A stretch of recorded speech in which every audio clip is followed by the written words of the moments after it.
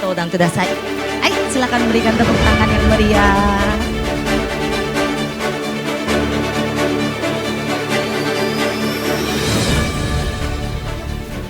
Selamat pagi Bapak Ibu sekalian, perkenalkan nama saya Kano dari Urban Renaissance. Dan sekarang saya akan menjelaskan dalam bahasa Jepang. Saya dari UR, kami melakukan bisnis yang berhubungan dengan perubahan. Sebelumnya saya akan menerangkan tentang diri saya sendiri. Saya Chief Representative dari Urban Renaissance Agency yang bekerja di kantor di Jakarta. Tahun lalu kami memiliki kantor di Jakarta. Kami bekerja sama dengan pihak pemerintah Indonesia. Dari tahun 2016 sampai 2019 kami melakukan proyek bersama, melakukan proyek kerjasama teknologi.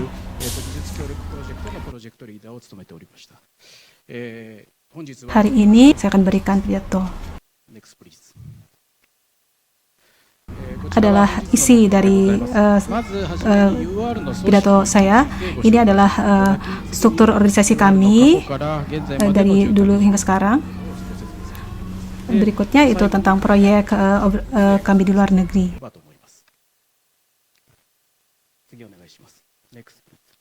Pertama, gambaran umum tentang UR.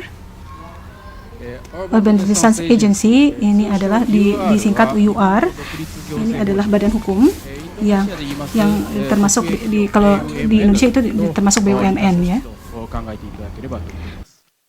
Di Jepang kami memiliki kantor-kantor di kota-kota besar di seluruh Jepang. Kalau di luar negeri, di Jakarta, Bangkok, Australia, di Sydney, di beberapa tempat. Kalau yang Bangkok tahun lalu dibuka. Tahun 1955 di Jepang terjadi kekurangan perumahan, jadi kami menerima tugas untuk beri sebagai Japan Housing Corporation. Tahun 2004 diganti namanya menjadi UR, Urban Renaissance Agency. Setiap tahun keuntungan kami dapat revenue kami adalah 5 miliar 600 juta dolar, dan seluruhnya adalah kami memiliki 700.000 bangunan apartemen sewaan. Kami memiliki berbagai bisnis. Kami pengembangan kota, penyediaan perumahan, tentang kebijakan. Kami mengontrol manajemen perumahan 700.000 gedung, dan di Jepang ini sangat rawan dengan bencana alam, tsunami, seperti misalnya bencana alam yang terjadi di timur Jepang. Ketika itu kami menyiapkan 6.000 perumahan. Jadi kami menggunakan pengalaman kami, dan kami mendirikan kantor-kantor di luar negeri untuk memanfaatkan pengalaman kami. Berikutnya 60 tahun pengalaman kami. Jadi pengalaman kami selama 60 tahun dalam bisnis perumahan ini. Ini adalah kebijakan yang dilaksanakan oleh MLIT, Kementerian Transportasi kami. Jadi kami akan menjelaskan ini berdasarkan sejarah kami. Ketika Jepang mengalami pertumbuhan yang pesat, pada saat itu kami terjadi kekurangan perumahan. Di situ kami berusaha untuk mengatasi hal tersebut. Disediakan pinjaman dengan bunga rendah jangka panjang. Terus terus didirikan perumahan-perumahan pemerintah, apartemen pemerintah. Jadi kami adalah bertugas sebagai perusahaan yang bertugas untuk menyediakan perumahan tersebut. Jadi untuk pendirian rumah massal tersebut, jadi kami mendirikan apartemen rusun itu, apartemen pemerintah. Kami melakukan standarisasi dan pembangunan massal. Secara konkret ada 3 hal. Yang pertama adalah menstandarisasi desainnya, terus mengindustrialisasi desain, dan lalu membuat standarisasi pembangunan konstruksinya. Dan hasilnya, jadi kami bisa membangun rumah massal dalam waktu singkat. ことができたというふうに考えています。Next, please. Ini adalah Taman New Town, itu adalah salah satu perumahan yang kami bangun. Di situ karena di kota itu penduduk terkonsentrasi, jadi untuk membangun perumahan itu kami membutuhkan lahan, jadi kami membangunnya di pinggiran kota. Area perumahan ini disebut kamu township, jadi di situ kami membeli tanah tersebut dan membangun perumahan di situ.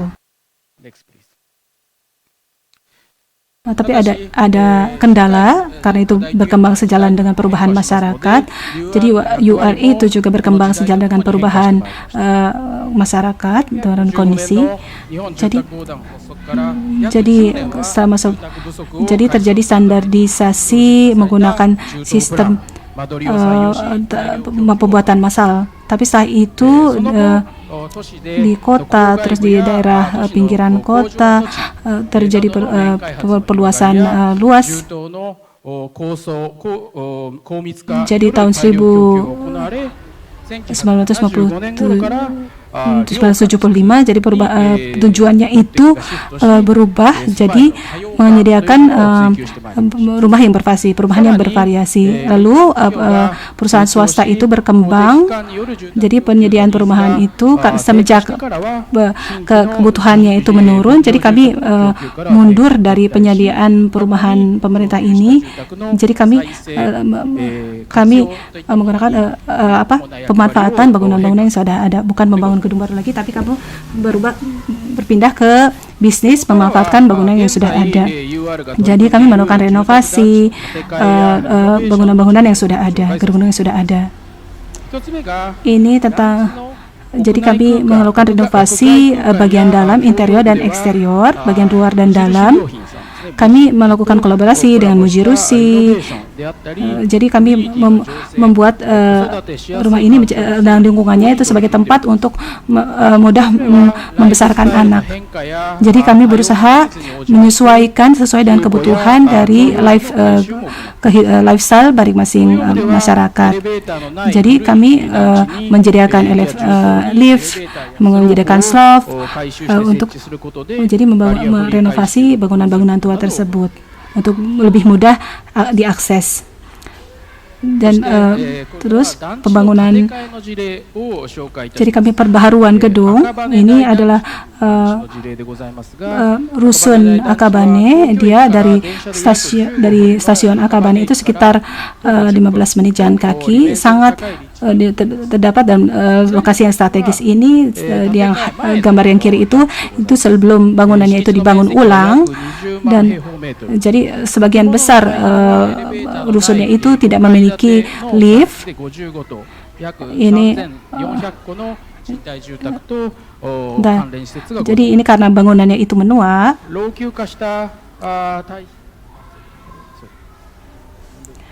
Karena pembangunannya menua dan karena ada masalah ketahanan gempa, jadi kami harus membangun ulang gedung tersebut. Jadi 2776. Jadi kami bangun 776 kamar. Jadi rencana itu kami perbaharui. Kami bangun ulang. Ini adalah rencana penggunaan lahan. Tentang pembangunan ulangan lahan itu, kami berusaha untuk tetap mempertahankan jalan dan hijau, pohon-pohon. Ini adalah yang di dalam yang merah ini adalah area yang diperbaharui. Jadi kami setelah kami perbarui perubahan rusun ini, jadi kami mengundang berbagai macam fasilitas komersial untuk datang ke area kami. Di pusat dusun ini, jadi ada kantor manajemen di situ, ada taman. Jadi di situ tempat terjadinya pertukaran para penduduk di situ.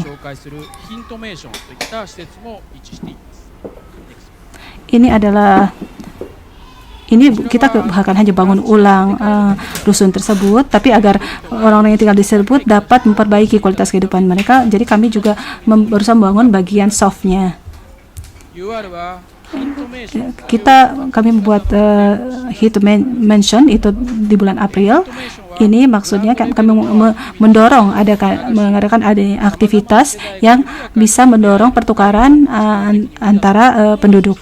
Jadi agar mereka bisa tahu muka satu sama lain. Jadi ini mendorong kehidupan mereka sehari-hari.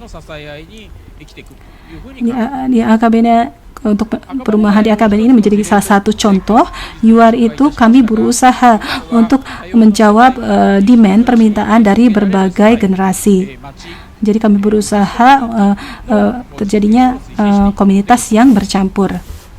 UR kami juga melakukan bisnis di luar negeri, mengembangkan bisnis kami ke luar negeri. Apa sih peranan UR itu? Saya akan menjelaskan tentang peranan bisnis kami di luar negeri. Kami bekerja sama dengan berbagai pemerintah luar negeri. Kami menjadi berpartner dengan perusahaan-perusahaan lokal, terus dengan Kementerian Transportasi, Kementerian Lahan. Kami menggunakan teknologi kami yang tinggi. Kami bekerja sama dengan JBIC dan berusaha gimana cara memanfaatkan teknologi kami untuk membangun kota. Jadi UR itu memiliki 3 peran sebagai konsultan, yang kedua sebagai koordinator, dan yang berikutnya adalah memberikan support teknologi atau sebagai penasehat teknologi. UR pada tahun 1979 kami melakukan perencanaan kota dan pencegahan bencana. Kami mengirimkan para engineer untuk melakukan support dalam hal itu. Dan sekarang pun di Indonesia, di Thailand, di India, kami mengirimkan ahli-ahli JICA. Dan kami juga berdasarkan permintaan dari berbagai negara, jadi segala pengetahuan kami mengenai pembangunan kota itu kami mengajarkan kepada para wakil-wakil dari negara tersebut. UR punya pengetahuan tentang pembangunan perumahan. Kami harap itu bisa membantu Indonesia untuk menyelesaikan isu tentang perumahan. Terima kasih banyak atas perhatiannya. Terima kasih banyak. 加納純吉様、ありがとうございました。Mr. Tetsu Kubota, Graduate School of Advanced Science and Engineering Professor, Hiroshima University. Dengan judul Sustainable Housing, Buildings and Cities, Low Carbon Potential of Wooden Affordable Apartments in the Hot Humid Climate of Indonesia. Kubota Tetsu sama, gotodang kudasai. Silakan beri tepuk tangan yang meriah untuk Mr. Tetsu Kubota.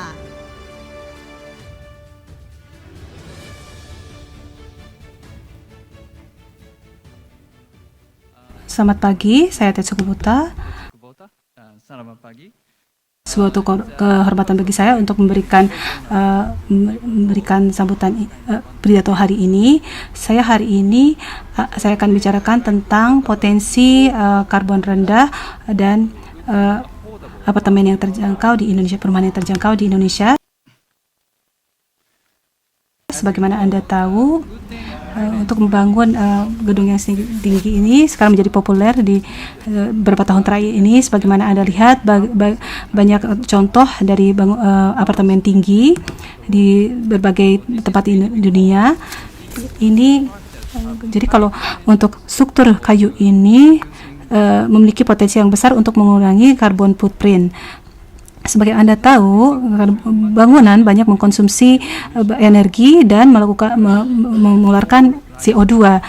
Jadi untuk meningkatkan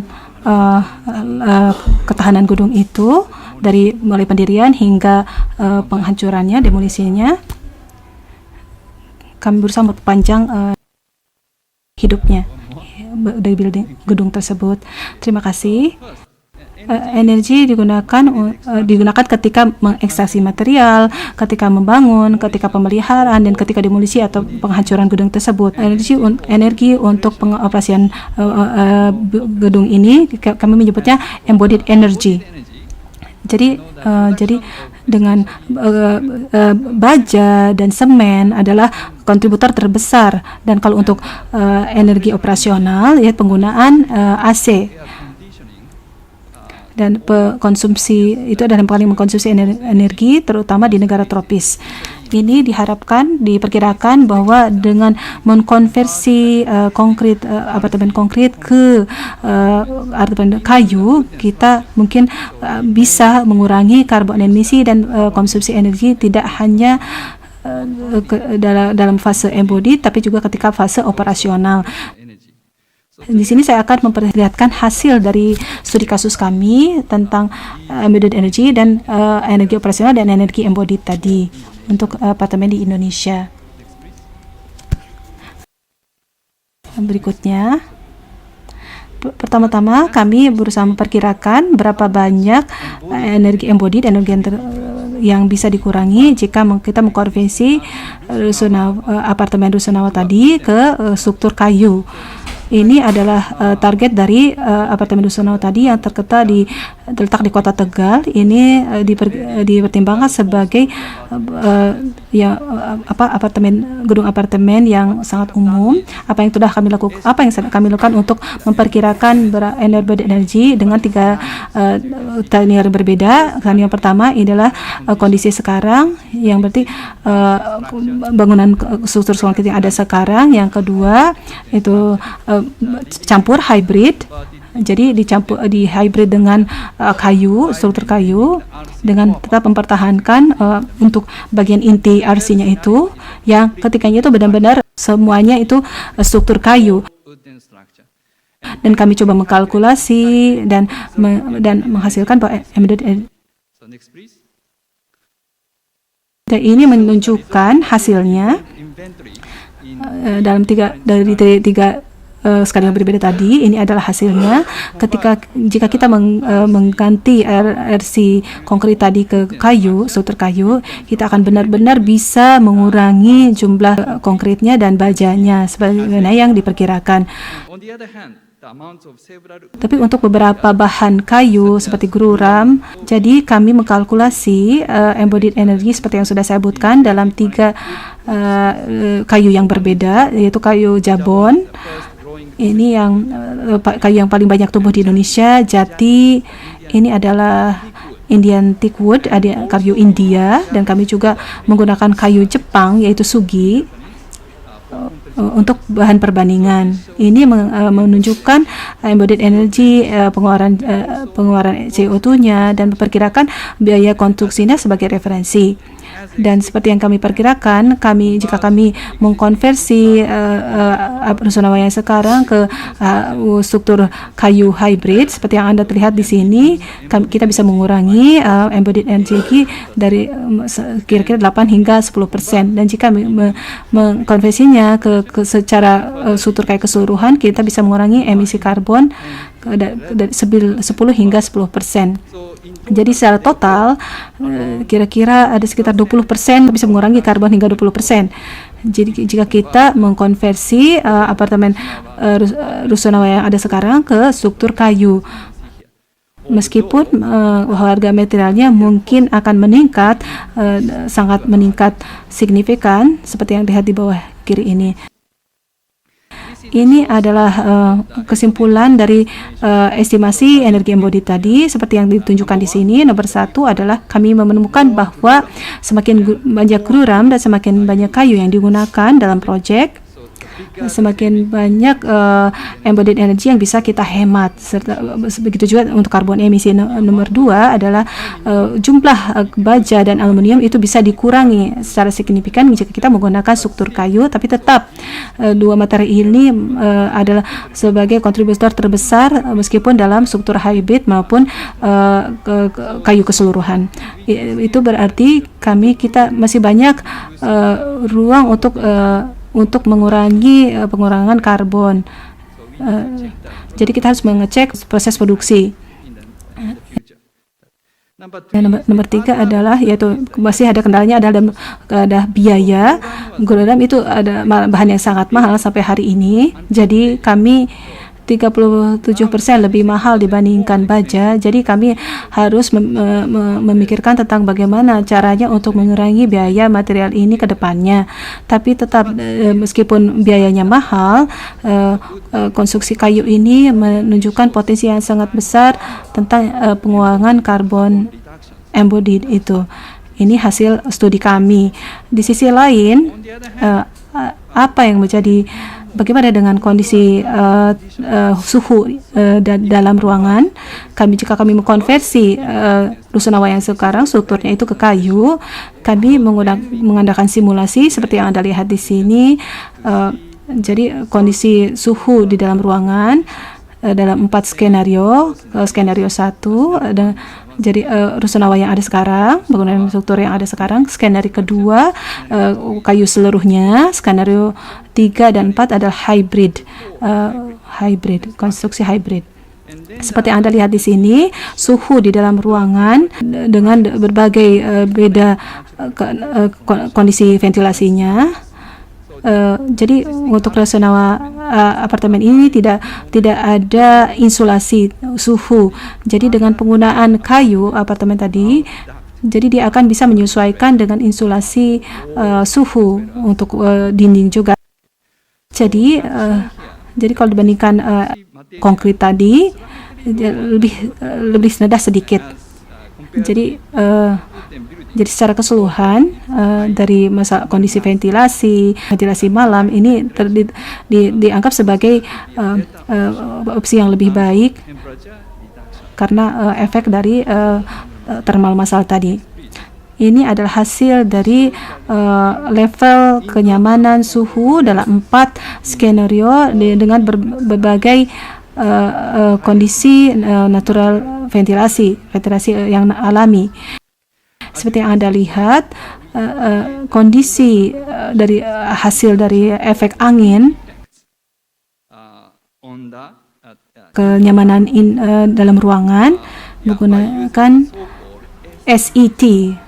Tidak seperti sebelumnya, ventilasi keseluruhan hari itu adalah opsi yang paling bagus. Di sisi lain, perbedaan bahan material antara konkrit dan kayu itu adalah bisa diabaikan saja karena efek dari angin untuk kenyamanan suhu itu pengaruhnya lebih besar dibandingkan perbedaan material seperti yang Anda lihat di sini.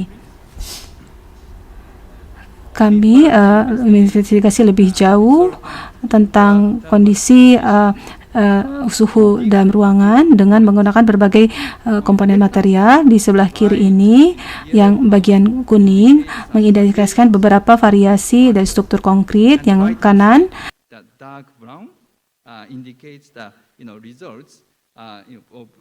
tua ini menunjukkan perbedaan variasi dari struktur kayu yang berbeda.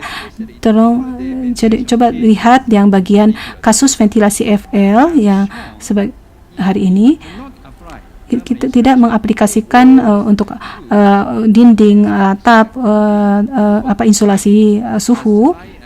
Tapi di dalam ruangannya akan bisa mencapai 30 derajat atau lebih. Tapi kita jika menerapkan insulasi thermal secara tepat untuk dinding dan atap, kita bisa mencegah masuknya panas, menjaga suhu di dalam ruangan itu untuk tetap nyaman.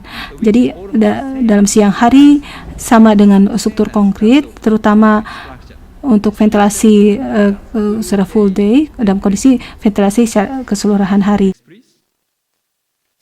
Ini adalah kesimpulan dari studi kami. Nomor 1 adalah struktur kayu bisa jadi sangat panas, dia bisa meningkatkan peak temperature, sangat meningkatkan. Tapi jika kita mengaplikasikan insulasi thermal, kita bisa mengurangi suhu tingginya itu bisa kita kurangi di waktu malam. Tapi dalam kasus apartemen dengan ventilasi alami, jadi bahwa efek dari angin dalam kenyamanan suhu itu memiliki pengaruh yang sangat besar.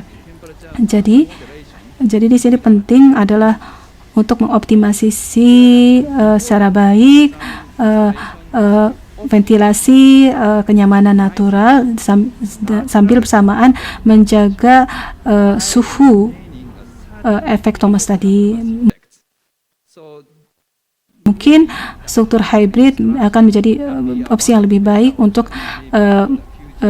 kondisi Indonesia ke depannya. Jadi apartemen kayu ini memiliki potensi yang tinggi untuk mencapai kondisi termal ruang-ruangan yang diperlukan di negara tropis dan mengurangi energi operasional dan mengurangi emisi karbon. Berikutnya, sekarang kami membangun hybrid apartemen prototipe di Kota Tegal. Kami bersama-sama dengan Autonomous Studio Bandung dan Sumitomo Forestry dan PU Pembangunan Umum dan otoritas lokal Tegal dan dengan YKK, dengan AGC dan lain-lain. Kami bekerja sama dengan mereka. Kami sudah membangun bagian lapang prototipe apartemen ini di lokasi yang sama di tahun 2020 sebelum COVID yang disupport oleh Nichias perusahaan Nichias. Dan untuk kali ini kami berusaha membangun bangunan kayu hybrid yang sebelah bangunan yang ada sekarang di Tegal.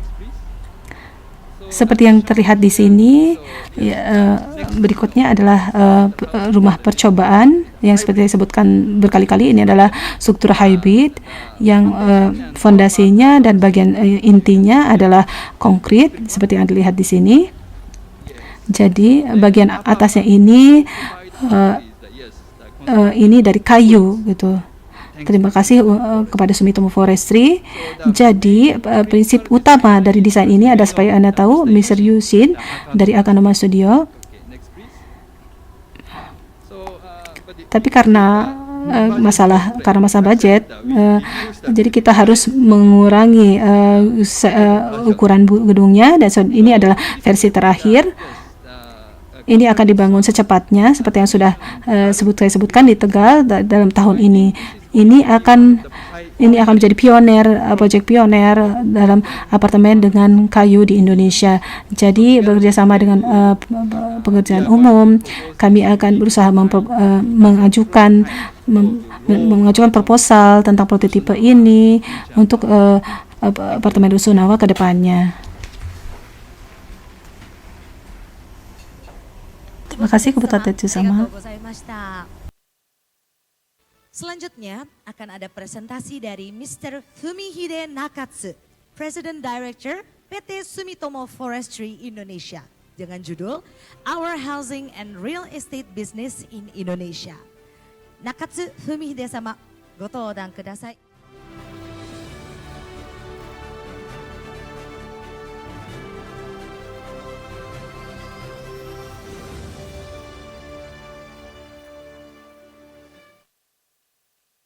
Selamat siang Bapak Ibu sekalian. Nama saya Nakatsu dari PT Sumitomo Forestry Indonesia. Kali ini saya ingin menjelaskan tentang aktivitas kami di Indonesia secara singkat. Selanjutnya dalam bahasa Jepang, minta maaf. Saya dari Sumitomo Ringyo, didirikan tahun 1961.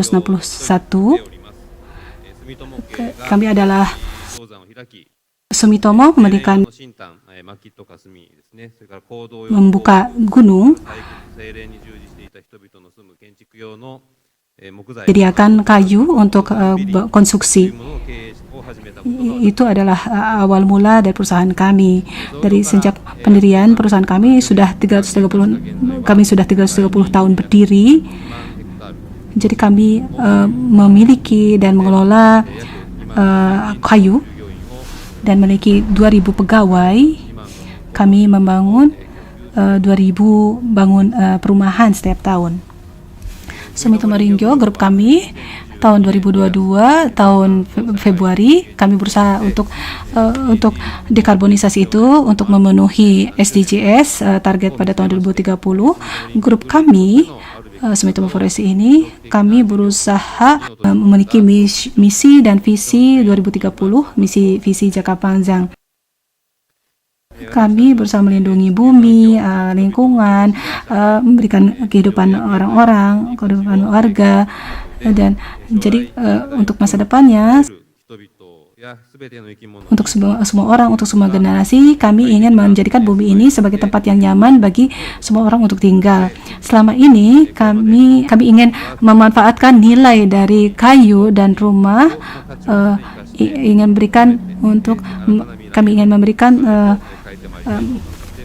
menjadikan untuk bermanfaat untuk masa depan. Ini adalah manajemen hutan, itu biomas. Kami juga melakukan pembangkitan kali listrik dari biomas.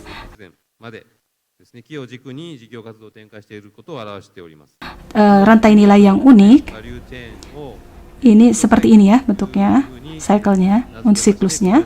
Kan ini siklus kayu, dengan memutarkan siklus kayu ini kami bisa meningkatkan penyerapan CO2 oleh hutan.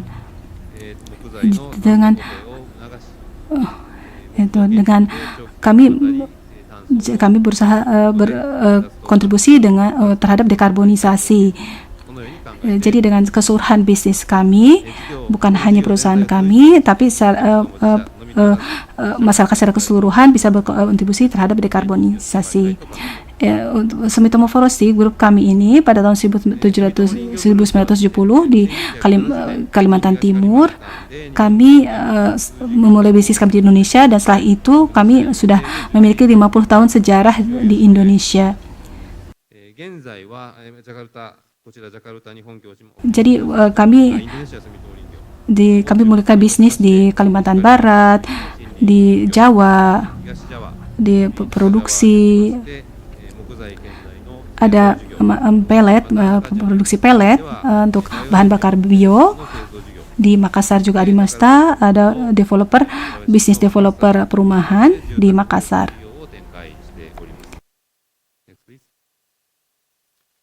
Indonesia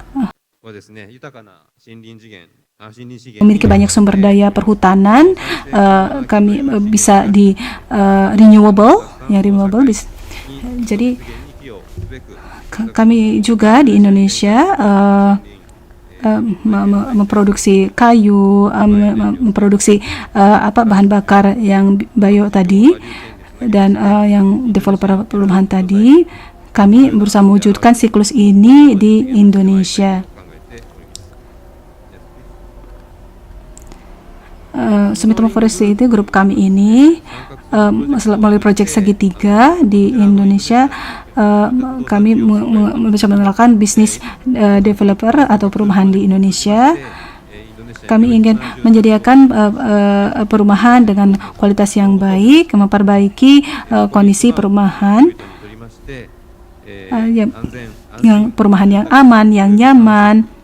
Sambil menyediakan itu, kami berusaha mewujudkan dekarbonisasi. Sekian.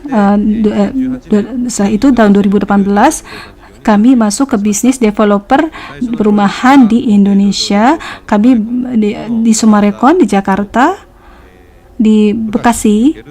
Kami terjun di bisnis developer perumahan. Jadi kalau untuk ada di tahun 2021 di Makassar, 2023 di Depok dan di Bogor, kami bekerja sama di proyek pembangunan perumahan. Jadi totalnya ada 4 lokasi kami dalam proses penjualan. Jadi proyek segitiga tadi ada 4 hal ini. Dalam pengembangannya kami punya 4 hal ini. Akses itu penting, terus infrastruktur, jadi air ledeng, penyediaan infrastruktur juga penting. Kalau di sini untuk 下水道の普及率が現地こちらでは Jadi pengolahan limbah buangan itu juga sangat penting. Jadi saat bersamaan banjir, langkah-langkah penanganan banjir juga penting bagi kami. 洪水ですね、洪水の対策 Dan memberikan kenyamanan, keselamatan, keamanan itu juga faktor yang penting. Jadi setiap klaster itu kami pasang pagar dan kami meningkatkan dari sisi security atau keamanan. を高めます。 Jadi kami melakukan desain yang memenuhi SNI atau standar Indonesia. Di Indonesia banyak gempa, jadi bagaimana dengan membangun bangunan yang kuat gempa ini akan bisa melindungi nyawa dengan harta dari orang-orang Indonesia. Dan terakhir ini, jadi kami juga ingin memberikan kenyamanan bagi para yang tinggal di rumah tersebut dan menciptakan jadi IFC, jadi meningkatkan efisiensi energi perumahan.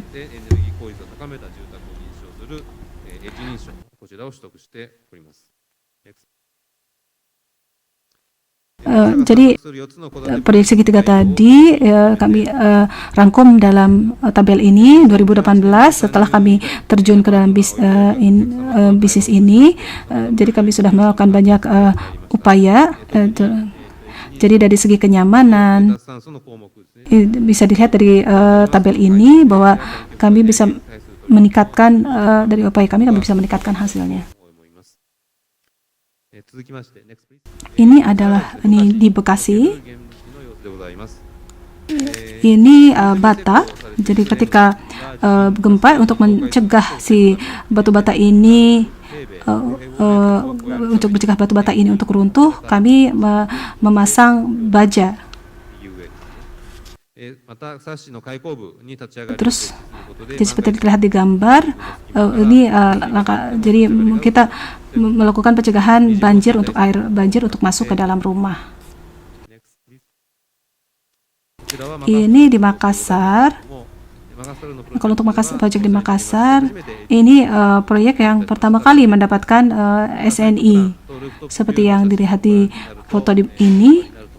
Ini lokasi produksinya ini ada terletak dikelilingi oleh mangrove dan sungai yang indah. Jadi dalam desainnya itu kami berusaha memanfaatkan pemandangan indah yang ada di sekitar perumahan tersebut. Jadi meskipun ada banjir yang terjadi 100 kali dalam 100 tahun pun kami berusaha membangun perumahan yang tahan terhadap banjir. Berikutnya ini adalah proyek Depok.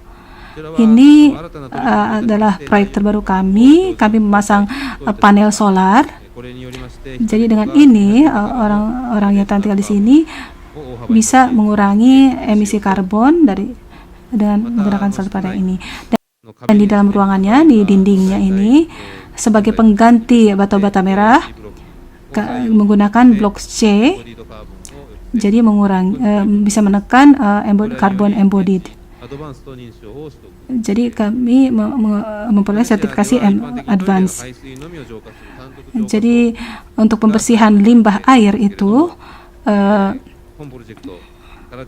jadi sini, jadi air yang keluar dari pengolahan air dari dapur, dari kamar mandi dan lain-lain itu. Kami juga mempertimbangkan tentang pembersihan air tersebut. Berikutnya, ini proyek di Bogor. Ini adalah proyek terbaru kami.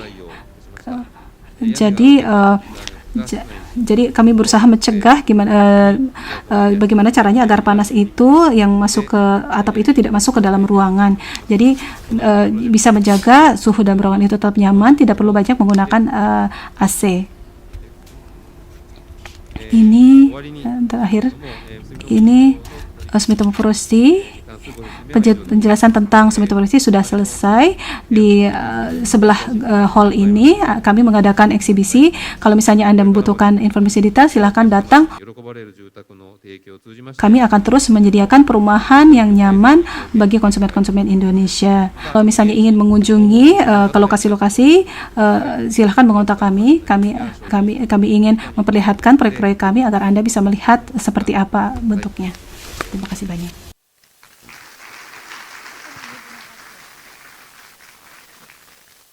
Nakatsubu sama arigatou gozaimashita.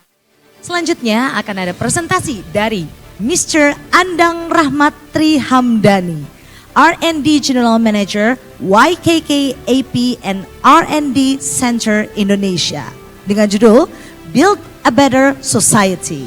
Mr. Andang Rahmat Trihamdani, kami persilakan untuk naik ke atas panggung. Mari kita beri tepuk tangan yang meriah untuk Mr. Andang Rahmat Trihamdani.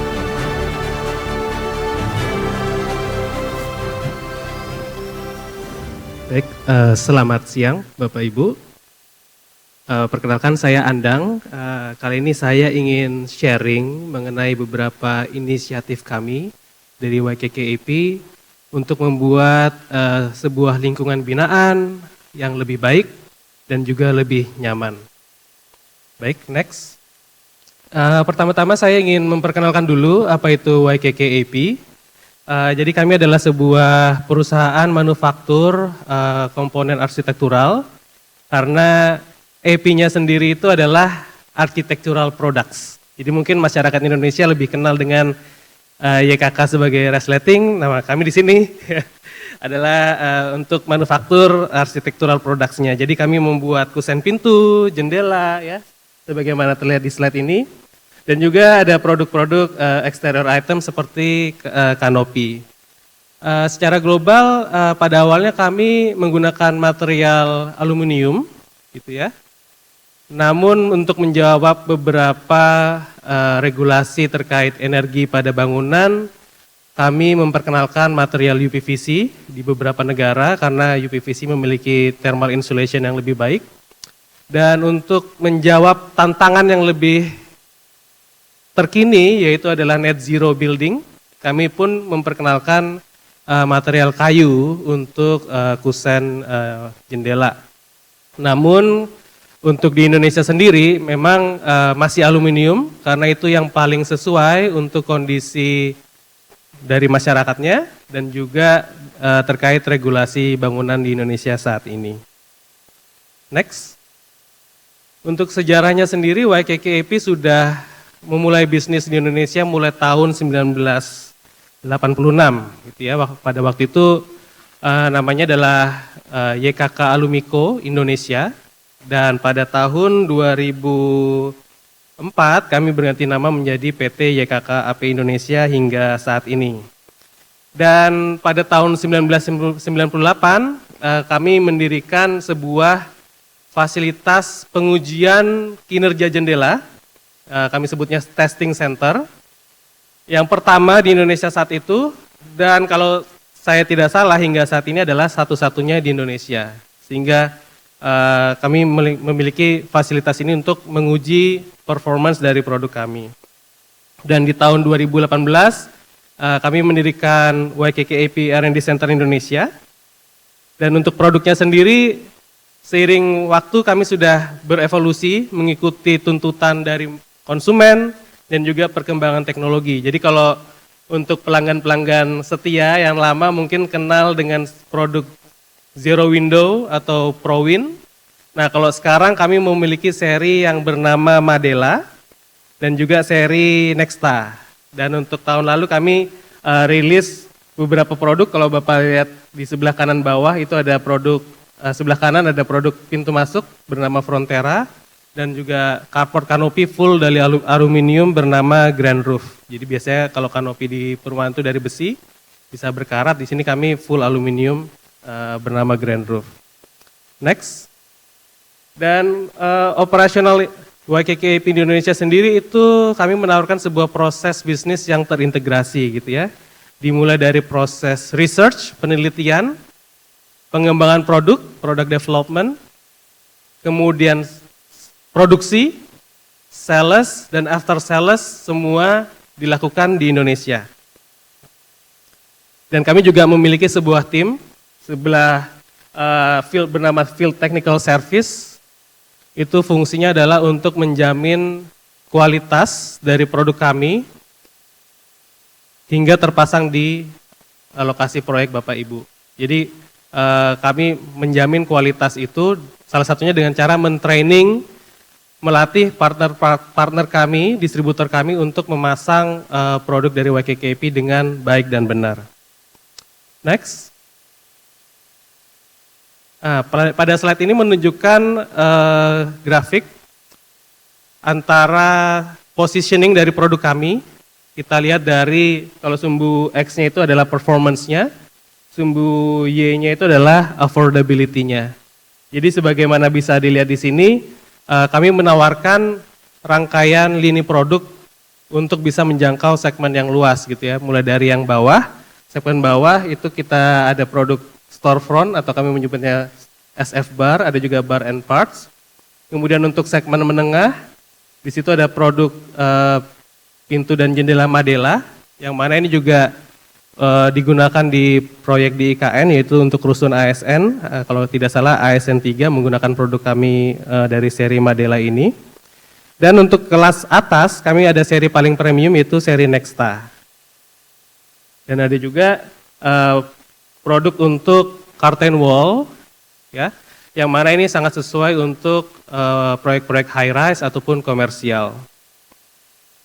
Nah, karena sudah disampaikan sebelumnya, proses produksi, mulai dari research, development, semua dilakukan di Indonesia, sehingga saat ini kami memiliki nilai tingkat komponen dalam negeri, ya, kandungan dalam negeri TKDN yang cukup tinggi, yaitu sekitar 66, lebih tepatnya lagi 66,35%. Di mana kalau saya tidak salah, sekali lagi ini adalah yang tertinggi untuk kategori profil aluminium di Indonesia. Dan kami juga sudah tersertifikasi Green Label, SNI, dan juga rutin setiap tahunnya mendapat awards proper dari Kementerian Lingkungan Hidup. Next. Kalau sebelumnya saya membaginya dari performance dan harga, kalau di slide ini saya membaginya berdasarkan kategori produk. Jadi paling kiri adalah storefront, yang tengah knockdown, yang paling kanan finish good. Jadi kalau storefront itu konsumen bisa beli profilnya batangan, mereka rakit-rakit sendiri, potong-potong sendiri, sebebas-bebasnya, namun di sini tidak ada jaminan performance. Kalau knockdown, beberapa proses, sebagian proses dilakukan di pabrik, dipotong menggunakan mesin kami, sebagian prosesnya lagi dilakukan oleh distributor, dan untuk finish good, keseluruhan fabrikasi, produksi dilakukan di pabrik kami. Sehingga kalau untuk produk yang knockdown dan finish good, itu sudah teruji performanya, jadi sudah dilakukan di testing center kami. Jadi kalau misalnya Bapak Ibu tanya gitu ya, produknya kalau kena angin kencang super badai gitu bakal lepas dari openingannya atau enggak gitu ya. Atau pada tekanan air berapa jendelanya bocor, itu kami bisa jawab, kami bisa kasih angka pastinya. Misalnya tekanan anginnya 1600 Pascal, ini masih aman karena sudah teruji di testing center kami. Namun kalau yang paling kiri, yang storefront itu tidak ada proses pengujiannya, itu dibebaskan dilempar ke konsumen. Namun dari semuanya ini, segala kategori produk ini kami menjamin kualitas, salah satunya adalah surface treatment-nya atau pewarnaannya. Di sini kami ada dua opsi, yaitu powder coating dan juga anodized plus. Saya menekankan di kata plusnya karena ada sebuah teknologi khusus berupa lapisan film, sehingga ini sangat cocok digunakan di proyek-proyek yang berada di lokasi yang lumayan ekstrim, misalnya di pinggir pantai, di mana kandungan garam pada udaranya itu cukup tinggi. Baik, selanjutnya saya akan menjelaskan mengenai inisiatif kami. Next, please. Yaitu positioning R&D center kami di YKKAP. Jadi kalau di seluruh dunia itu ada 3, pusatnya di Jepang, kemudian di Jerman, dan di Indonesia. Di Indonesia sendiri fokusnya lebih untuk pengembangan produk yang sesuai dengan iklim dan juga masyarakat yang ada di iklim panas dan lembab gitu ya. Jadi tidak hanya Indonesia namun region yang memiliki iklim panas dan lembab ini. Dan kami mengerjakan beberapa isu, yaitu terkait energy conservation, net zero carbon, dan juga health and well-being.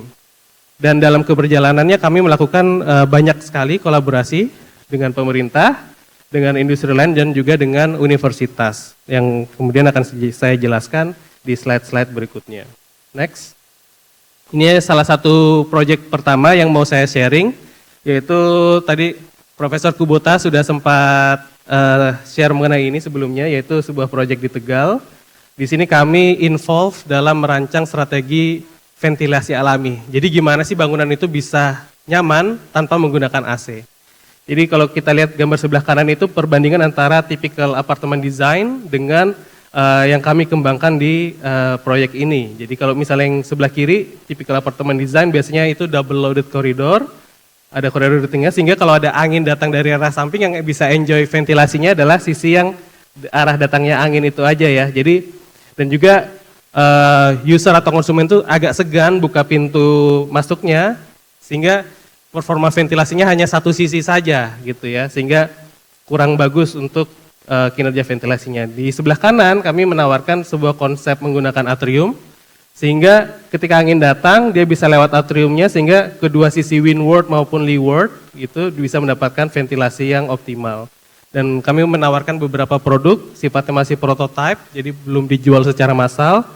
Dan ini performance based window design, di mana kami mengatur konfigurasi pintu dan jendela itu agar ventilasi alami di bangunan ini bisa optimal. Next.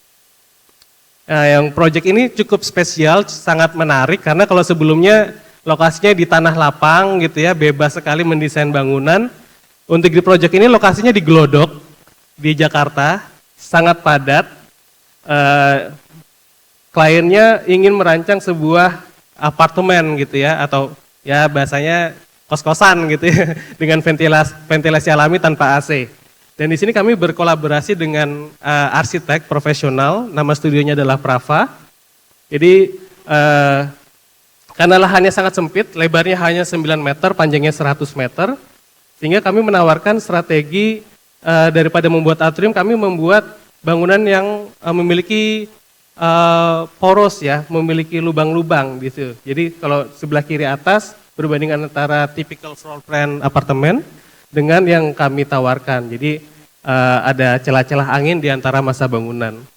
Selain itu, biasanya ketika merancang apartemen di gambar tengah, ya, gambar yang ini, tengah ini, biasanya ketika merancang jendela untuk apartemen gitu ya, tinggal copy and paste jendelanya dari lantai 1 sampai lantai atas gitu.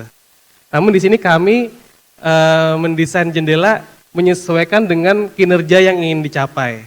Nah, kinerja yang ingin dicapai adalah yang sebelah kanan bawah, yaitu kecepatan angin yang dihasilkan adalah di atas 0,2 meter per second, laju pertukaran udaranya di atas 4 kali dalam 1 jam, dan untuk daylightingnya di atas 50 lux. Makanya yang di project ini lantai-lantai bawah ukuran jendelanya lebih besar gitu ya, sebagaimana terlihat di gambar sebelah kiri tengah. Kemudian kami juga menawarkan jendela yang cukup fleksibel, dilakukan dalam berbagai kondisi ventilasi alami, entah itu cross ventilation ataupun single sided ventilation. Next. Proyek berikut ini adalah kolaborasi dengan developer. Ini kami menawarkan bagaimana kita mendesain konfigurasi jendela di perumahan developer dengan performance ventilation yang bagus, namun harga set jendelanya itu bisa kita reduce dibandingkan original desainnya, desain awalnya. Nah, di sini kami mengganti 3 jenis jendela saja ya dari desain awal dan didapatkan performa ventilasi yang cukup baik dengan harga yang lebih murah. Artinya di sini developer punya kesempatan untuk reduce harga jualnya atau dapat profit gain yang lebih banyak gitu ya. Ini sebuah proyek kolaborasi dengan developer. Berikutnya, selain melakukan proyek, kami juga sharing knowledge terkait jendela. Karena jujur saja kami mikirin jendela setiap hari gitu ya, dan kami banyak sekali risetnya dan ingin share kepada masyarakat. Nah, di sini kami tahun lalu ya merilis sebuah majalah bernama Window Talk. Ini kami emphasize, menekankan bagaimana sih jendela itu bisa berdampak terhadap kualitas dan kenyamanan hidup dari pengguna bangunan. Next. Untuk kontennya sendiri sangat kaya sekali karena kami merangkum berbagai sudut pandang, mulai dari sisi akademia. Di sini ada Pak Nur Fajri Al-Fatah dari Kementerian PU dan juga dari BMKG. Dari akademia itu ada Dr. Irandi dan ada Profesor Kubota juga, dan paling penting adalah bagaimana praktisi itu sendiri, sudut pandang arsitek terkait desain jendela di proyeknya. Next. Selain itu kami juga sharing beberapa hasil riset kami, misalnya yang sebelah kiri adalah kondisi angin di sekitar bangunan. Jadi ternyata di sekitar bangunan itu sangat bermacam-macam kondisi anginnya, ada yang ke atas, ke bawah, ke kiri, ke kanan. Dan kesalahan umum yang dilakukan desainer adalah tidak menyesuaikan desain jendela terhadap kondisi angin tersebut. Sehingga kalau lihat gambar yang di tengah itu, untuk lantai bawah itu anginnya nggak bisa masuk karena terhalang daun jendelanya gitu ya.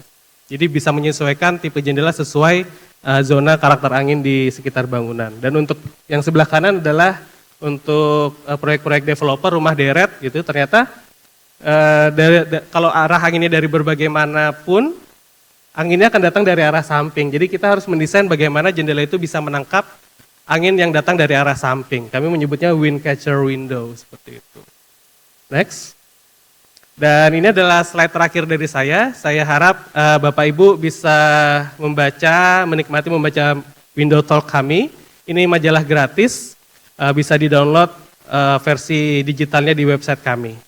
Demikian, terima kasih.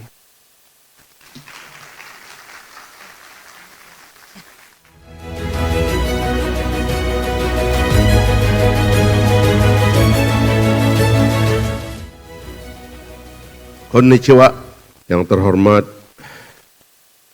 Bapak Masaki Yasushi, Bapak Basuki Hadi Mulyono. Ini adalah mentor kita semua. Kalau udah bicara bangunan, tata kota, infrastruktur, kita bersyukur Pak Basuki masih mau aktif di tengah-tengah kita, menginspirasi, dan sekarang beliau memimpin IKN. Ya. Karena IKN itu harus dipandang sebagai marka perjalanan bangsa Indonesia dalam 100 tahun. Dan akan menjadi cara bangsa Indonesia melihat masa depan yang lebih baik. Karena itulah yang dipilih sebagai kepala otorita adalah yang paling berpengalaman. Terima kasih Pak Basuki. Arigatou gozaimashita. Mr. Yoshiki Takeuchi, Mr. Itsuhiro Miura, Mr. Emmanuel Wanandi, Mr. Tetsuya Watanabe, Mr. Masao Omori, Mr. Akira Ishikawa, para pemimpin dan perwakilan perusahaan, para tamu undangan seminar Sustainable Housing, Building and Cities in Indonesia. Pertama-tama tentu saya hadir kembali Pak Basuki sebagai laporan karena kemarin saya hadir juga dalam pembukaan dan memberikan welcoming speech. 2 pidato Pak kemarin, welcoming speech dan keynote speech. Dan saya bilang kepada staf bahwa saya akan hadir lagi di dalam hari kedua. Ya. Karena sebenarnya saya hari ini ada acara di Bogor, tapi saya batalkan karena saya menganggap hadir di pertemuan ini salah satu yang penting.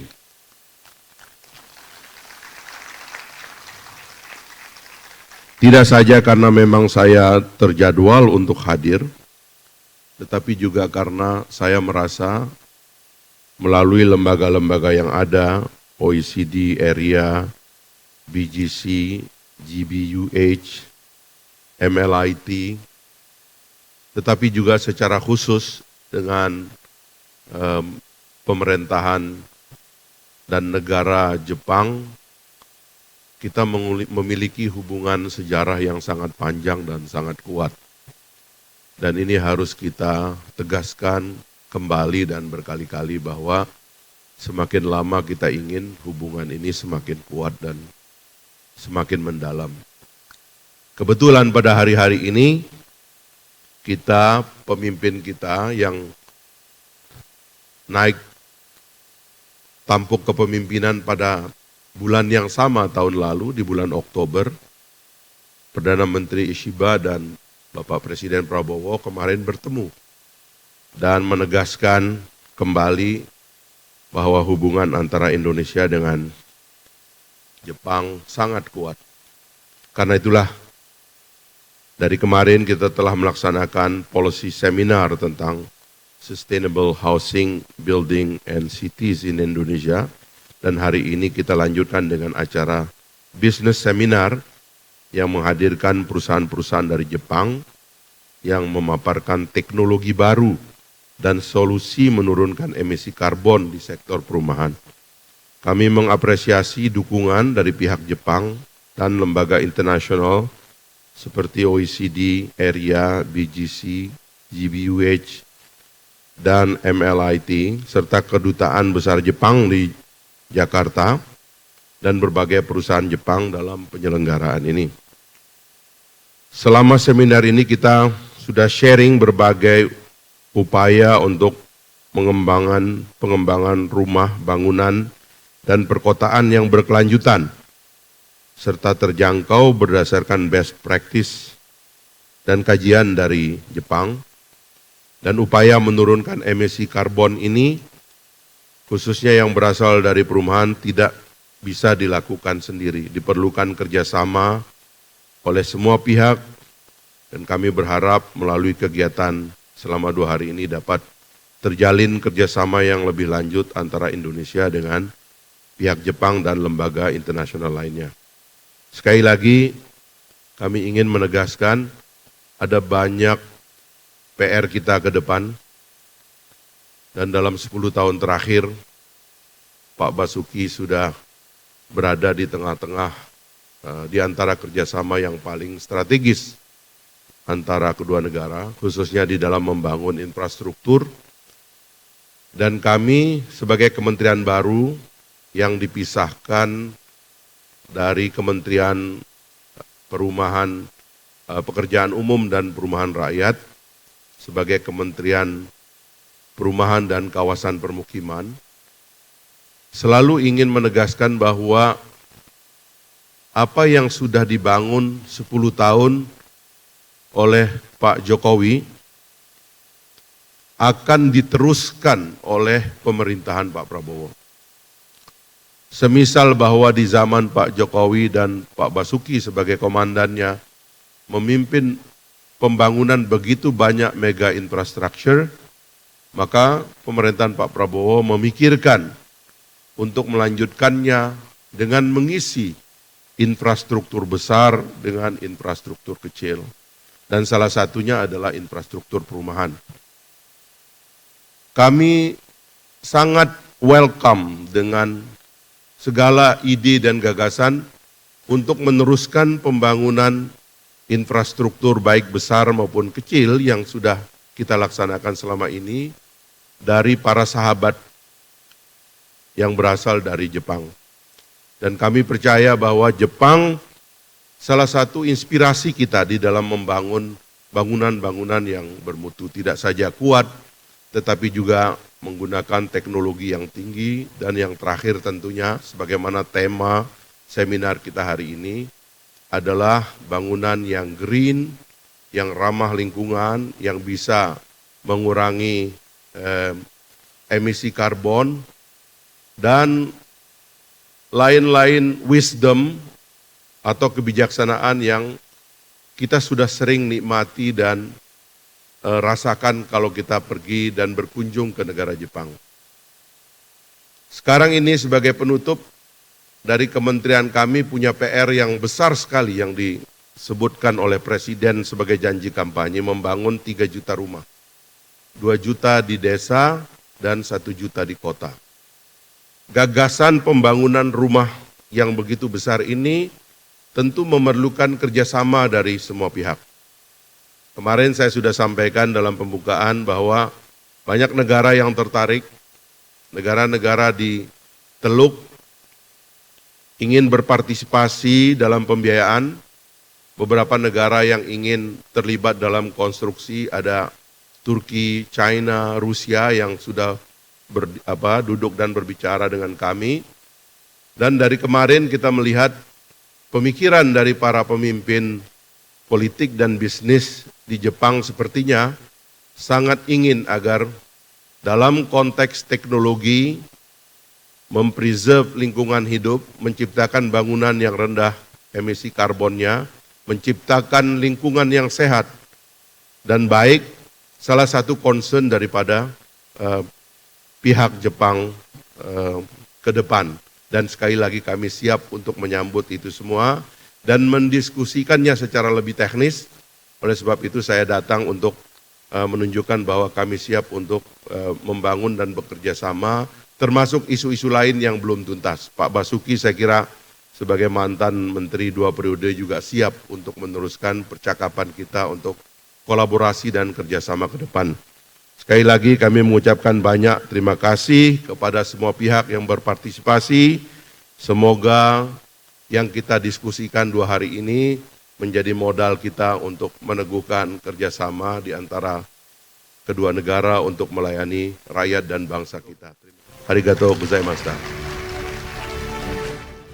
Selanjutnya akan ada presentasi dari Mr. Yohei Yamaguchi, Senior Officer, Senior General Manager Marketing Division, Obayashi Corporation, dengan judul Towards the Realization of a Carbon Neutral and Well-being Society.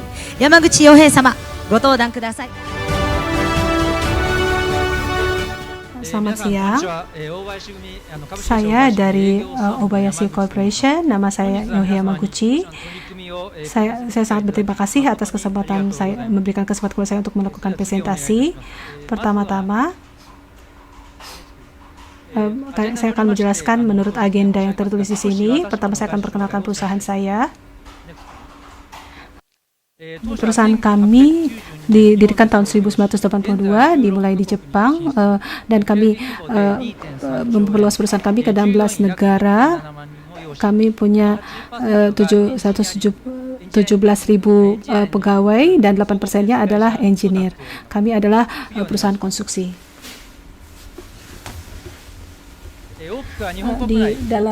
Di Amerika Utara, Asia, dan di dalam Jepang. Di Indonesia, kami terlibat dalam proyek tahun 1966. Kami melakukan proyek pembangunan Sarina. Kami tahun 1972 kami mendirikan Jaya Obayashi.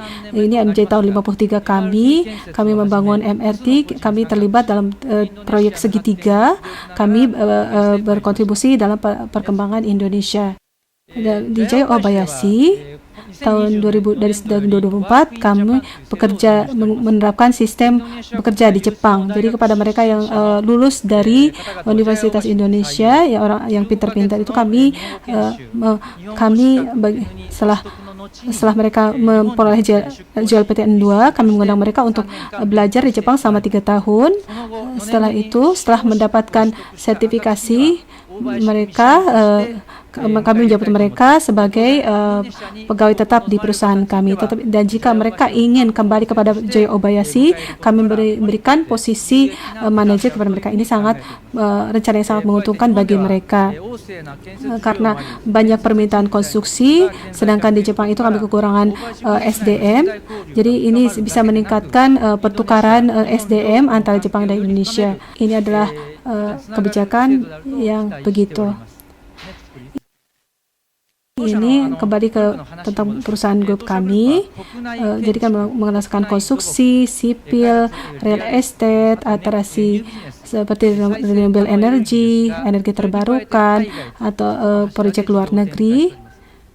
Jadi untuk mewujudkan yang berkelanjutan, kami fokus kepada kebahagiaan.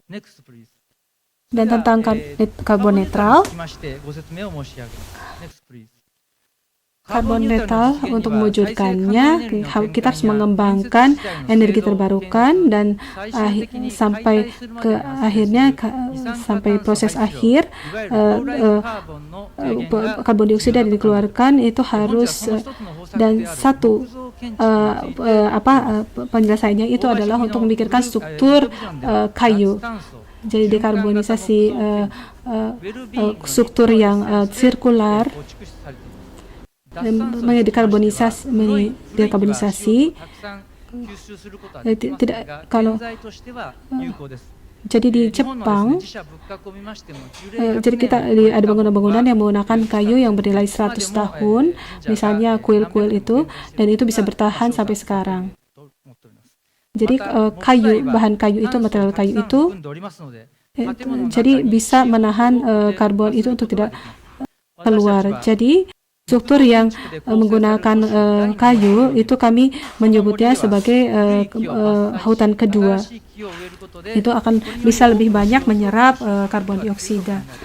Jadi bangunan kayu yang tipe sirkular, dengan menseluruhkan ini kami bisa mewujudkan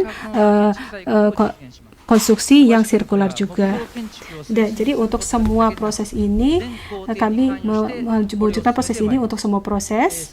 Jadi kalau bahan kayu itu bisa menjaga suhu, kelembaban, dan bisa menyerap suara.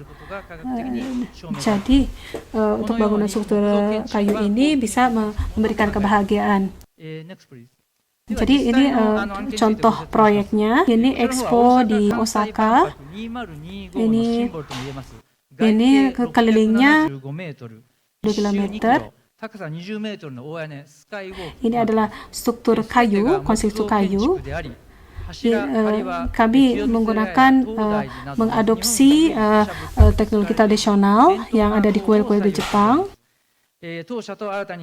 Yang ini CLT menggunakan itu perusahaan kayu itu yang menyediakan kayu.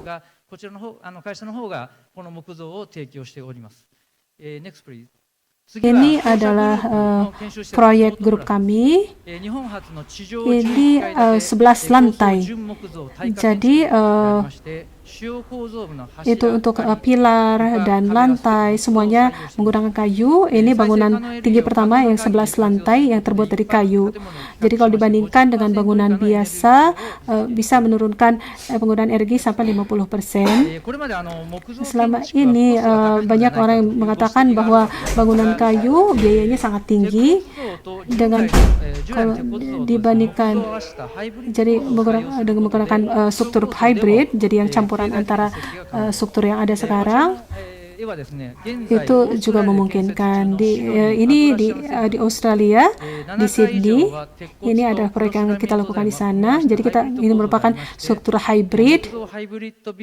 Ini bagian tertinggi, itu dengan ketinggian 122 meter. Ini untuk struktur kayu tadi, untuk mewujudkan karbon neutral tadi. Ini harus menggunakan modul prehabnal, non-struktur, dekarbonisasi, robot, penggunaan DX. Kami melakukan upaya-upaya dalam beberapa hal ini. Tentang kebahagiaan ya, tentang well-being.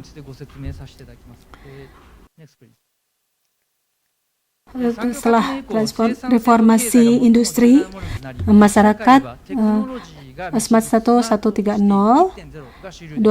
setelah 2021 pemerintah memimpin, tapi sekarang itu Smart City 3.0 itu konsumen, pemakai adalah sebagai pemimpin, bukan hanya DX, ada SX, transformasi yang berkelanjutan. Jadi dari perspektif pengguna menggunakan teknologi IT,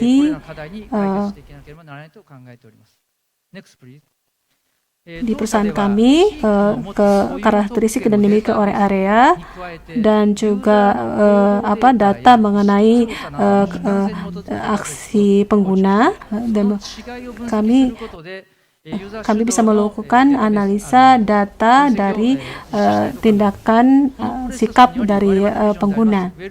Dari situ kami coba memberikan tentang well-being itu. Apa yang dimaksud dengan area di sini? Ini hanya ini mirip dengan area lokal, yaitu 20 menit, area yang bisa dicapai dalam 20 menit. Jadi ini tentang kesetaraan area. Saya akan menjelaskan tentang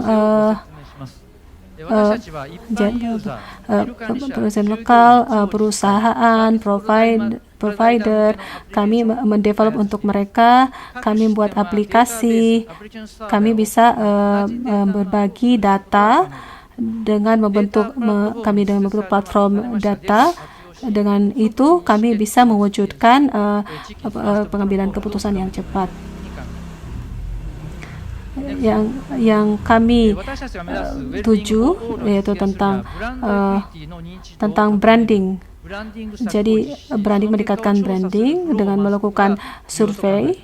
Ada 4 langkah itu mewujudkan aplikasi. Yang pertama adalah melakukan survei. Kami menilai, membuat indikator. Kami melakukan penelitian tentang well-being, dan berdasarkan survei ini kami menentukan tempat, isi, dan kami berusaha mematchingkan dengan masing-masing individu.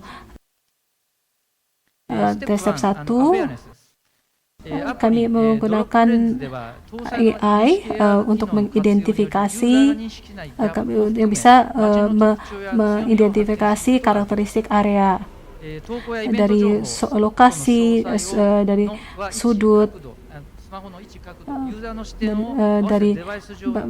dengan menggunakan aplikasi. Mereka bisa pengguna bisa menaikkan branding area tanpa disadari. Daripada space yang masih kosong, bisa masyarakat bisa meminta untuk melakukan aktivitas di situ. Misalnya ingin mengadakan kelas yoga atau mengadakan, jadi bisa meminta untuk melakukan. Tetapi kalau untuk menggunakan servis ini harus memenuhi kuota, harus seperti crowdfunding ya. Ini layanan yang seperti crowdfunding. Langkah ketiga ada kontribusi, seperti yang sudah saya jelaskan tadi, drop plans itu. Jadi hal-hal yang menarik dari suatu area itu bisa diposting di sini. Jadi kita bisa berbagi informasi lewat aplikasi ini. Itu jadi meningkatkan nilai dari area tersebut, meningkatkan branding dari lokasi tersebut. Ini adalah dashboard area. Data ini dan angket tentang dari berbagai sumber data ini, datanya dikumpulkan dan dibuat dashboard. Jadi dari data ini kita bisa melihat karakteristik masing-masing daerah, dan kita bisa tahu langkah selanjutnya, bisa melakukan langkah selanjutnya, dan bisa berkontribusi untuk area tersebut. Ini juga dashboard juga. Untuk penjelasan detailnya saya skip. Berikutnya, ini yang terakhir adalah sistem ini bisa kita coba di Expo Osaka yang diadakan di musim semi ini di tahun 2025. Smart platform ini di-customize untuk di pavilion kami di Osaka Expo. Lewat seni, kami berusaha memperlihatkan teknologi kami. Jika mereka menuju pavilion kami di Expo kami minta mereka untuk mendownload aplikasi tersebut. Dan ini yang terakhir adalah untuk grup luar negeri. Ini adalah bisnis baru. Kami bersama ekspansi ke bisnis baru. Ini diameternya 400 meter.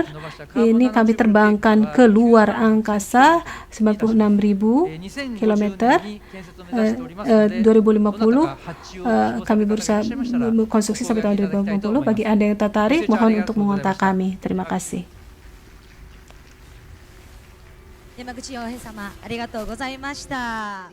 Miss Motoyo Araki, Technical Manager, Sustainability Promotion Department, Global Company Pacific Consultants Co. Ltd. Dengan judul Urban Planning Towards a Resilient City Against Water Disaster. Araki Motoyo sama, gotodan kudasai. Mari kita beri tepuk tangan yang meriah untuk Motoyo Araki.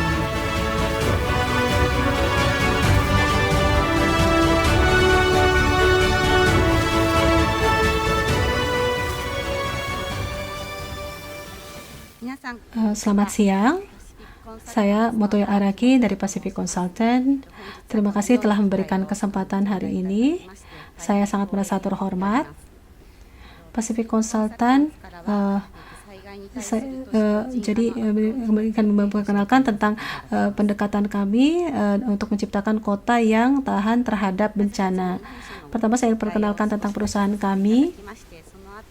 Berikutnya kami ingin memperkenalkan pendekatan mengenai pengembangan kota urban. Perusahaan kami kita berasal dari Jepang. Pegawai kami ada 2.000 orang lebih dan 1.300-nya adalah engineer, dan tiap tahun kami mengadakan 4.000 proyek di dalam dan di luar negeri. Ini kami mengupdate homepage kami. Jika ada waktu, silahkan untuk melihat homepage kami. Di sini sejarah Pacific Consultant, saya ingin memperkenalkan sejarah Pacific Consultant. Pacific Consultant didirikan tahun 1951, didirikan sebagai perusahaan Jepang, dan tahun 1994 diubah menjadi perusahaan Jepang. Asalnya setelah Perang Dunia Kedua, ini untuk mereformasi, untuk membangun kembali Jepang, dan jadi kami banyak melakukan proyek-proyek dari negara, melakukan proyek di luar negeri.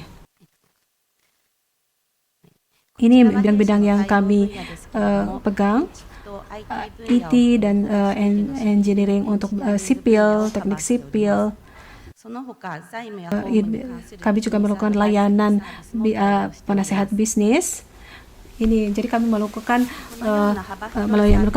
layanan bisnis dengan bidang yang luas, dari memulai proyek, pengelolaan. Jadi kami memberikan solusi total, fokus kepada pelayanan dalam mengembangkan bisnis kami. Ini adalah jaringan kami di luar negeri, di Indonesia, di Asia ini ada di Indonesia, ada beberapa franchise di luar negeri, dan kami juga bekerja sama dengan perusahaan-perusahaan konsultan luar negeri, dan kami kadang melakukan kerja bersama. Dan di Amerika kami menggunakan data besar, kami mengembangkan sistem monitoring jalan. Jadi bukan hanya Jepang, di luar negeri juga kami. Ini ada penjelasan singkat mengenai perusahaan kami. Berikutnya adalah kami melakukan pendekatan pengembangan kota untuk pencegahan bencana. Mungkin Anda juga masih ingat tahun 2012 bulan November ada typhoon besar yang menyerang Filipina. Dan di situ korban jiwa ada 8.000 orang. Jadi bencana besar sekali. Saat itu kami diperintahkan oleh JICA untuk melakukan proyek perbaikan.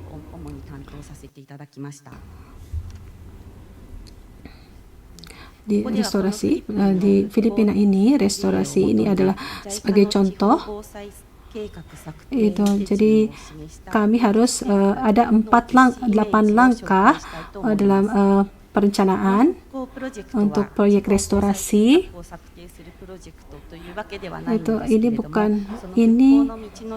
Untuk restorasi ini melalui 8 step ini, restorasinya itu bisa berjalan dengan lancar. Jadi kalau misalnya rencana ini jika dilaksanakan itu akan seperti apa jadi saya akan menjelaskan berdasarkan step-step ini karena ini akan lebih mudah untuk dibayangkan.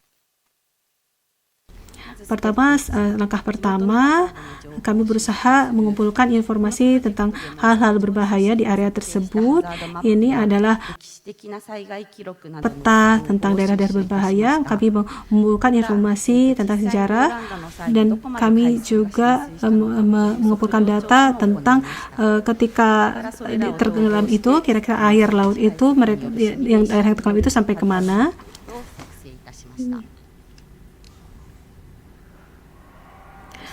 Langkah kedua, kami berusaha memahami resiko bencana alam di daerah tersebut. Kami mencoba melihat daerah mana yang memiliki risiko yang tinggi. Saya tanya kepada warga daerah tersebut dan kepada pemerintah setempat. Ini peta ini adalah sebelum taifun tersebut. Terus kami buat peta. Jadi ini ada peta sebelum taifun tersebut, dan ini ada peta yang sesudah taifun tersebut, dan ini ada peta yang di sebelah kanan itu adalah gabungan dari dua peta tersebut. Jadi kalau kita akan mengembangkan pemukiman lagi, kita harus menghindari area-area yang memiliki risiko bencana yang tinggi. Jadi kalau misalnya di situ kita membangun pemukiman, itu berisiko akan kena bencana lagi. Dari utara itu asalnya kita berpikir untuk membangun pemukiman di situ, tetapi karena di situ rawan akan air pasang, jadi kalau misalnya kita akan bangun di situ, kita untuk pusatnya itu harus digeser ke daerah daratan. Berikutnya langkah ketiga,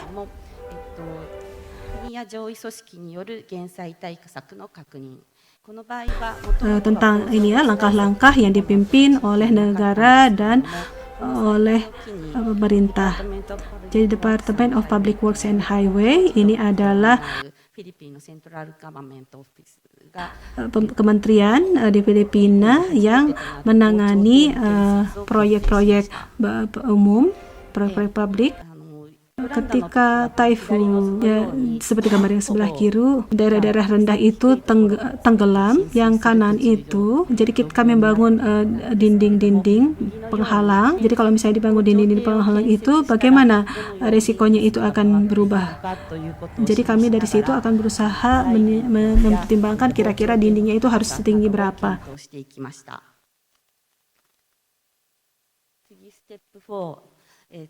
Di langkah keempat, ini risiko, mengkonfirmasi risiko berdasarkan timeline.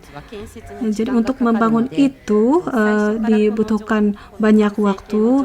Jadi kita tidak bisa menyelesaikan dari awal. Kalaupun misalnya bangunannya sudah selesai pun, tidak berarti semuanya itu bisa terlindung oleh bangunan tersebut. Jadi masih ada risiko yang tersisa. Jadi ketika rencana itu, jadi risiko-risiko yang tersisa itu baiknya harus dibagaimanakan, apakah alignment jadi ganti, atau kita mempertimbangkan pemindahan, atau bagaimana, atau tentang rencana evakuasi dan lain-lain, rute evakuasi juga harus dipertimbangkan. Dan setelah 10 tahun itu belum semuanya selesai, tahun 2021 dan 2022 masing-masing dinding ini jadi akan ada air pasang yang melebihi dinding tersebut. Jadi ada area daerah yang mungkin sudah selesai dindingnya, ada yang belum. Jadi dari situ kita bisa lihat bahwa ya daerah yang berdinding tidak itu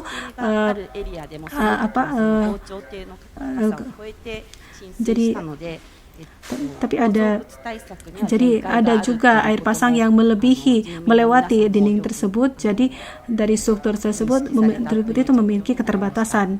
Di tahun 2023, waktu proyek 2023 ini kami melakukan rencana evakuasi. Saya dengar bahwa mereka bisa mengevakuasi dengan selamat mengikuti peta tersebut. Jadi yang risiko yang tersisa tersebut bisa dilihat dari dua perspektif. Langkah kelima, ini adalah pemerintahan setempat Ini semuanya kita menuliskan semua risiko ya oleh pemerintahan setempat. Jadi perencana bagian yang hardnya, softnya, kerasnya, lunaknya, semuanya ditulis di sini. Jadi dengan dinding ini apa yang berubah, apa yang tidak berubah, apa yang bisa digunakan, apa yang tidak bisa digunakan. Kami melakukan penataan, perencanaan, area-area perencanaan. Itu dan ini merupakan penetapan prioritas. Jadi kita menetapkan bagian hal mana dulu yang akan kita lakukan. Manajemen area, kami didirikan organisasi tersebut. Mereka menentukan masing-masing proyek. Dari hasil diskusi tersebut kami mulai menetapkan yang lebih spesifik. Langkah ketujuh, jadi distribusi budget berdasarkan keperluan. Setelah menentukan prioritasnya, jadi kami menetapkan budgetnya, menetapkan anggarannya. Tadi komite manajemen area kami melibatkan para penanggung jawab dan melakukan diskusi. Jadi kami membuat lembaran profil ini. Dari sini akan jelas siapa sampai kapan harus melakukan apa. Jadi dengan memperjelas hal tersebut, ini akan lebih realisasinya akan lebih jelas. Jadi karena ini berhubungan dengan bencana alam, maka mudah untuk mendapatkan anggarannya.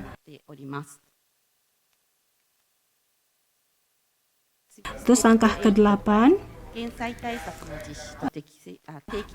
review secara periodik.